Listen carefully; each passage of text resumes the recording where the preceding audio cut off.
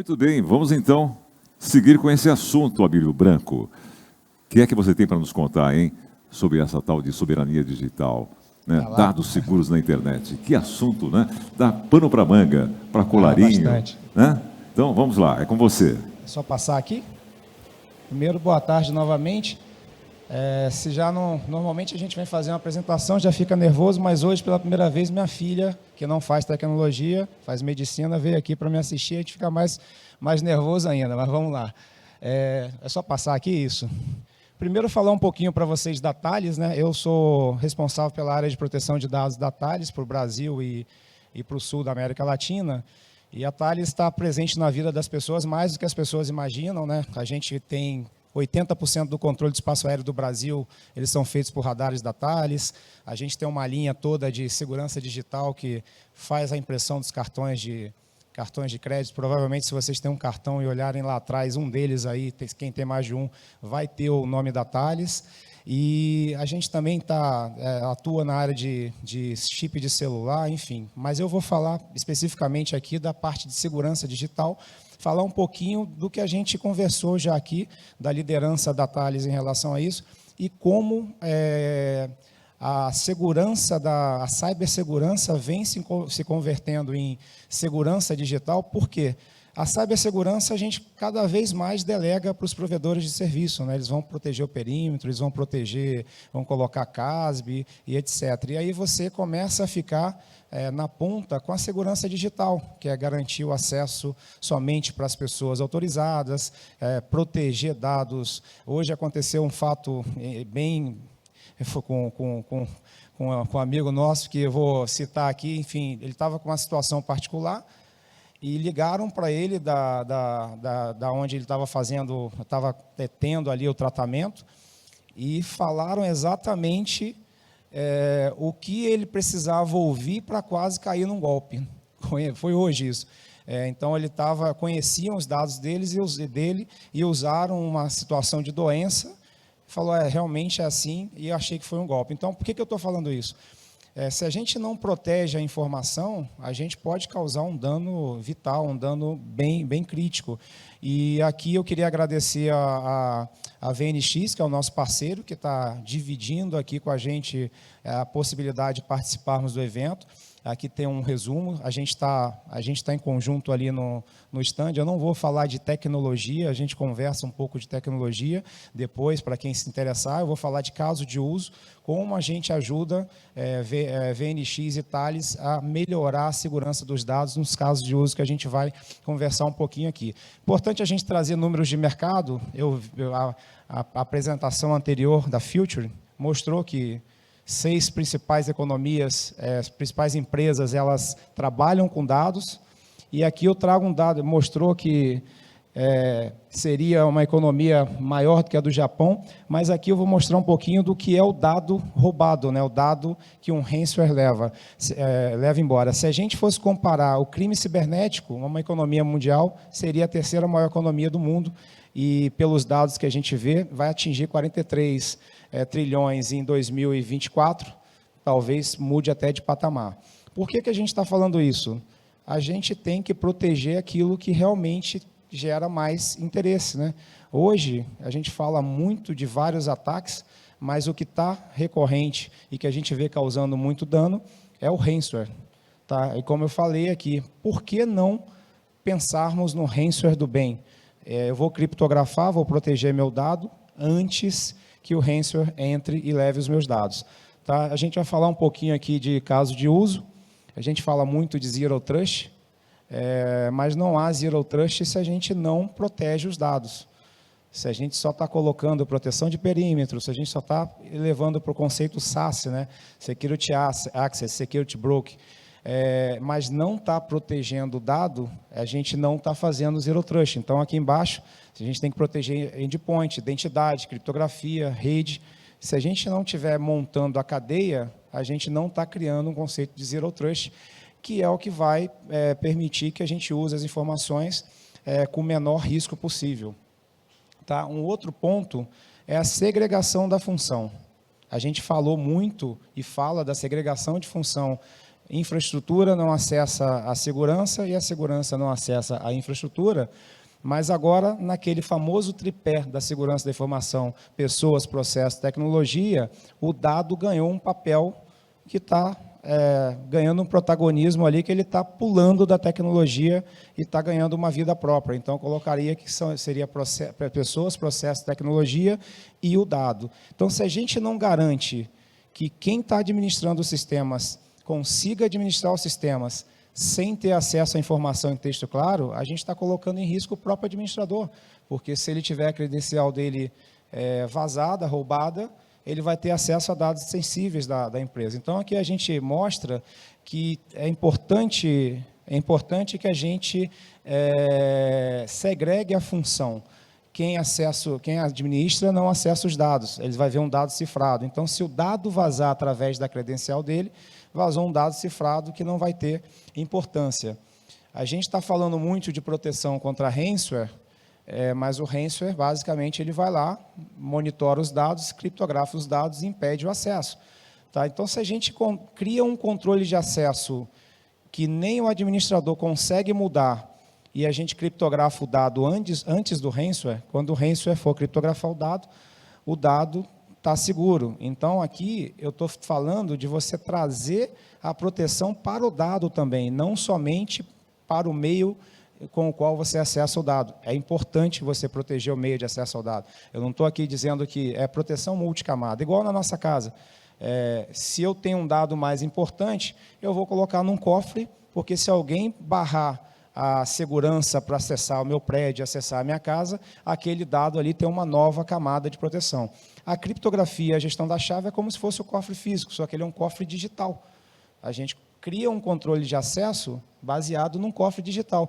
A gente tem tão bem moldado esse conceito no mundo físico, que às vezes a gente cria uma complexidade para entender como funciona no mundo digital. Mas é basicamente isso. Se eu tenho documentos sensíveis numa sala de reunião e eu vou terminar a reunião, eu vou guardar no armário, vou guardar num cofre, e aí armário, cofre é a segurança do algoritmo de criptografia, quanto mais forte, mais seguro é, mas eu vou tirar dali para que quem vai fazer a manutenção do sistema não tenha acesso a dado sensível. A mesma coisa acontece no ambiente de tecnologia, o administrador, o DBA, ele não precisa ter acesso ao dado. Então, eu coloco isso num cofre digital e eu vou ter controle e vou segregar a função. Depois, a gente pode conversar um pouco mais de como a Thales ajuda a fazer isso. A gente tem a Lei Geral de Proteção de Dados, que a gente pode anonimizar. Tem muito cliente procurando a gente, porque na questão da lei, quando eu perco o direito de usar o dado, ou por definição legal, ou pelo direito ao esquecimento, em teoria, você deveria apagar os dados.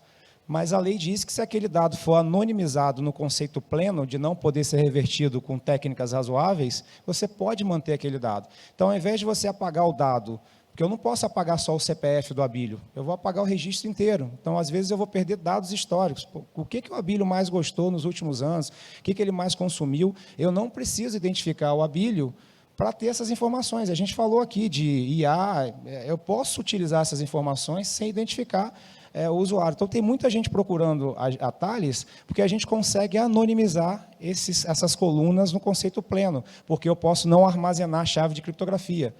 E aí o dado não vai ser revertido, mas eu não perdi dados históricos. A gente pode falar um pouco mais, tem várias formas de fazer isso. Então, anonimizar o dado hoje é uma forma de você manter os dados históricos para uma inteligência artificial sem expor o cidadão, sem estar em não conformidade com a Lei Geral de Proteção de Dados. Computação quântica, aqui eu ficaria falando algum tempo aqui. A gente não está preocupado, a gente não vê o tema sendo debatido muito fortemente, mas as chaves assimétricas, a criptografia assimétrica, que é baseada em chave pública e privada, ela vai ser quebrada em questão de segundos. Então, todas as assinaturas digitais que a gente está acostumado a ver hoje, os links de comunicação entre redes, eles vão ser facilmente quebrados. A gente fala da computação quântica, a gente fala de qubits. Antigamente tinha um número mágico de que quando chegar a 4.000 qubits eu vou conseguir quebrar a criptografia. A gente já percebeu que O qubit ele funciona um pouco, com a evolução, você vai vendo que ele funciona um pouco como o ser humano. Se o Abílio está doente, o Abílio corre menos no exercício físico. Se o Abílio está bom, o Abílio faz melhor. Mas é o mesmo Abílio. Então, o qubit com melhor qualidade, operando em lugares sem ruído, ele com menos qubit você consegue processar mais. Então, a gente entende aí que já está bem próximo de quebrar. Então, o algoritmo de criptografia quântica, ele tem que começar a ser aplicado agora. Não é porque os dados estão sendo roubados e sendo armazenados. Então, é uma questão de hoje, não é de amanhã. E pouca gente ainda está falando, mas essa é uma questão muito crítica. Não é à toa que a segurança da informação está na lista dos principais riscos para 2 e 10 anos. Porque imagina se... Quem está na frente hoje na computação quântica? É a China. A China está investindo fortemente. Ela tem um computador quântico que não tem tanto qubit quanto alguns, que tem mais de 2.000 qubits, mas ela processa muito mais rápido do que outros computadores quânticos. Então, é importante a gente estar atento. E a gente tem já o algoritmo na fase final de aprovação do NIST, a Thales, e os equipamentos de criptografia de link e de HSM, né, de armazenamento de chave da Thales, eles já têm um módulo para garantir a proteção contra o ataque quântico. Aqui o Gartner traz muito bem, né, que a proteção de dados é um tema complexo. Então, para você construir, olha como que era em 2009 a visão do Gartner, como ficou em 2012, 2014 e como é hoje, 2021. Então, para você garantir a proteção de dados, não é pensar, eu tenho DLP, eu não preciso de criptografar, ao contrário.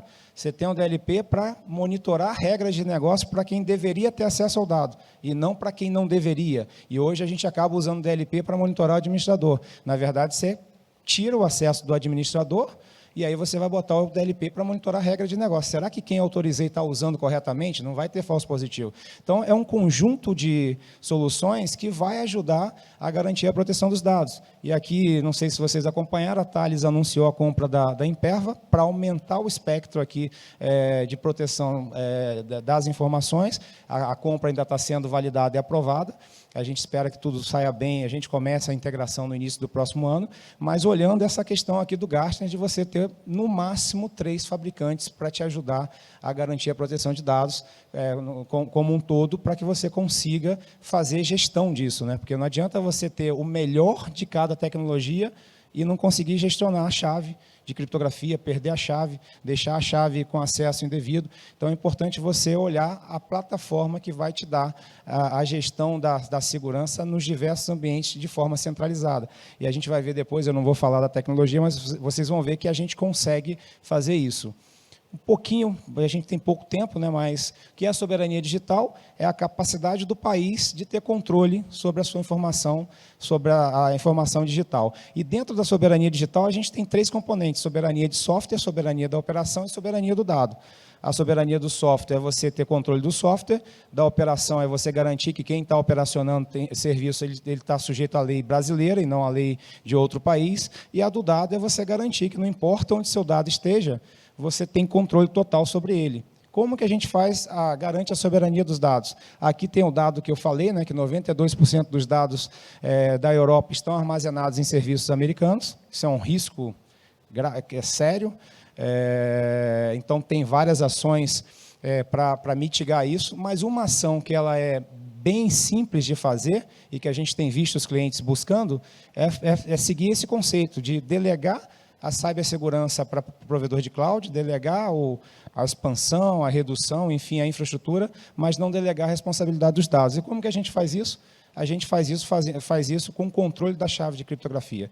Então, o meu dado está num provedor de cloud, eu estou usando todo o benefício que eu tenho do provedor de cloud, mas a chave de criptografia está comigo. Então, se alguém acessar o dado, eu vou ter um log, e se eu quiser revogar o acesso, eu revogo a chave, aquele dado que foi criptografado com a minha chave, ele vai estar seguro. Muitas vezes a gente confunde a segurança da chave com compliance e soberania. Por quê? Se eu armazeno a chave no próprio cofre de chaves do provedor de serviço, a chave está segura. Dificilmente um hacker vai roubar a chave. O próprio HSM da Microsoft é um HSM da Thales que está lá, que protege as chaves. Mas o que você não garante? Você não garante a soberania, o controle dos dados. A chave está protegida, mas ela está armazenada, é igual a gente colocar a chave debaixo do tapete.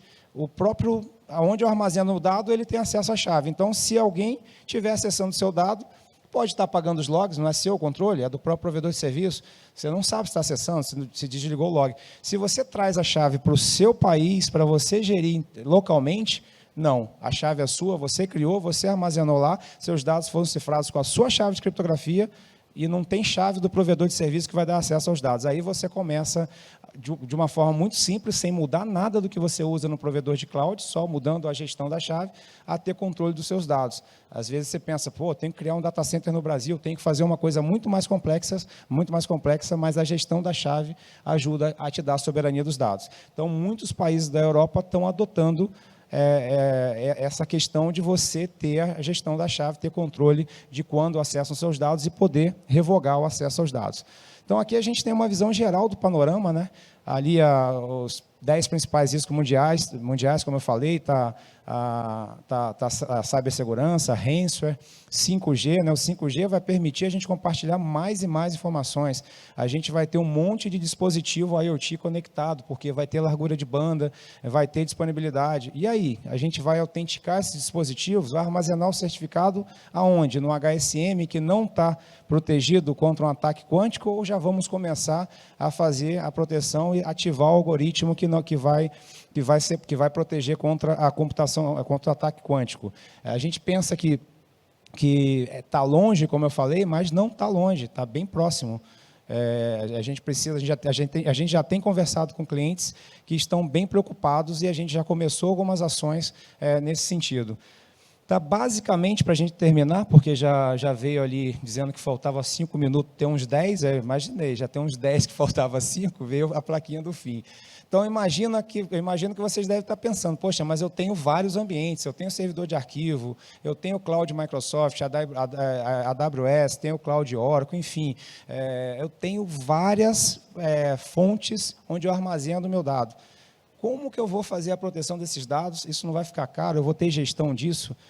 Eu vou ter que usar várias soluções, eu vou ter que ativar a criptografia ou a proteção nativa de cada provedor. É aqui que a Thales entra com diferencial. Tá? Através de uma console única de gestão, que está aqui ao centro, CipherTrust, você consegue fazer proteção para file server, proteção para Big Data, mascaramento, tokenização, gestão de chave na nuvem. Você consegue garantir a soberania da infraestrutura as a service, da criptografia como um todo, ou a soberania no software as a service da chave. A gente vai ter o maior prazer de conversar com vocês ali no nosso stand, explicar um pouquinho mais, mas a mensagem que eu gostaria de passar para vocês é: proteger dado é diferencial de negócio. Tem um cliente nosso que é a Functional Corp, que é um caso público, inclusive, não sei se o Wilson está por aqui, mas eles fazem controle de benefícios para o segmento de saúde, então tem uma base sensível muito grande, e eles começaram com a gente há 2 anos atrás, e hoje isso tem sido um diferencial de negócio para eles. Eles têm ganhado processos, clientes, porque o cliente já quer contratar um terceiro que está preocupado com a proteção de dados. A gente vai começar a ver isso mais e mais. Então, a proteção de dados ela começa a ser um investimento que começa a trazer resultado para o negócio. Depende da forma como a gente quer encarar e que a gente precisa começar e a gente pode ajudar. Aqui tem os meus dados. No início também, não sei porque não apareceu o primeiro slide, mas eu tinha lá também o acesso ao LinkedIn, mas vai ser um prazer conversar um pouquinho mais com vocês, a equipe toda está aqui, nossa e do nosso parceiro, para a gente falar um pouco mais e evoluir sobre esse tema de soberania digital, computação quântica e como a gente garante a segurança dos dados. Obrigado. Muito bem.